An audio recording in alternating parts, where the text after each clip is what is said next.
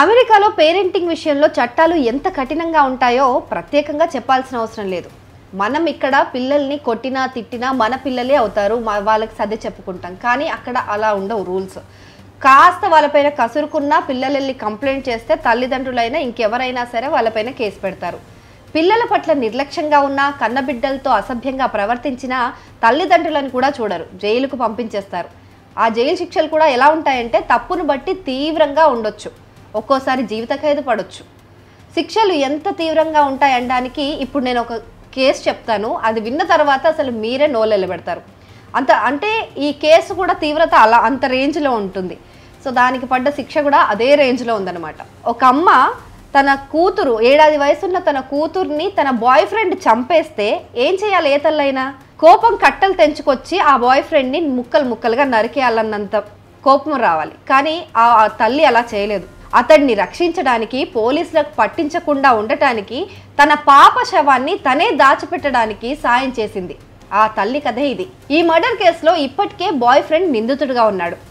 అతడి కంటే ముందే ఈ దాచిపెట్టిందే ఈ తల్లి. పాపను తన కన్న కూతుర్ని తన బాయ్ ఫ్రెండ్ చంపేస్తే తన పాప శవాన్ని దాచిపెట్టడానికి సాయం చేసిన తల్లిని కోర్టు ఇప్పటికే దోషిగా తేల్చేసింది. ఆమెకు 25 ఏళ్ల జైలు శిక్ష వేసింది.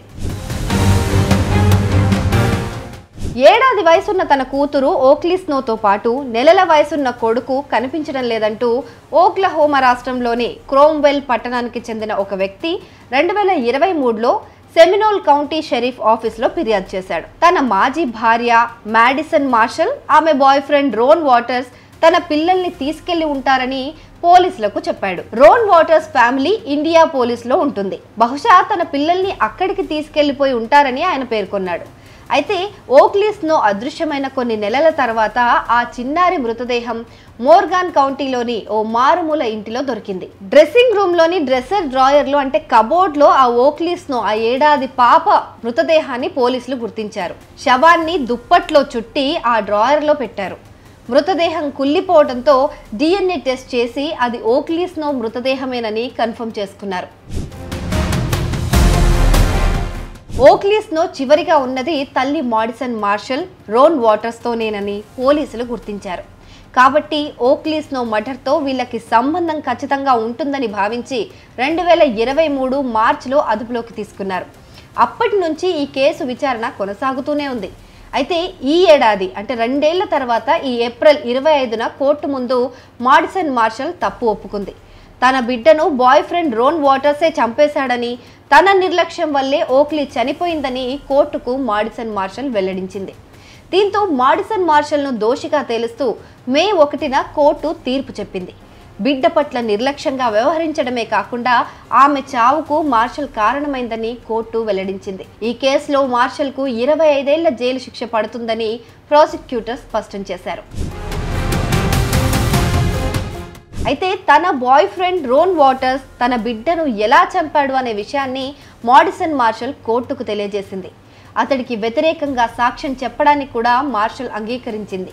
కోర్టు డాక్యుమెంట్స్ ప్రకారం మార్షల్ కిచెన్లో ఉన్నప్పుడు ఆమెకు బాయ్ ఫ్రెండ్ రోన్ వాటర్స్ అరుపులు వినిపించాయి.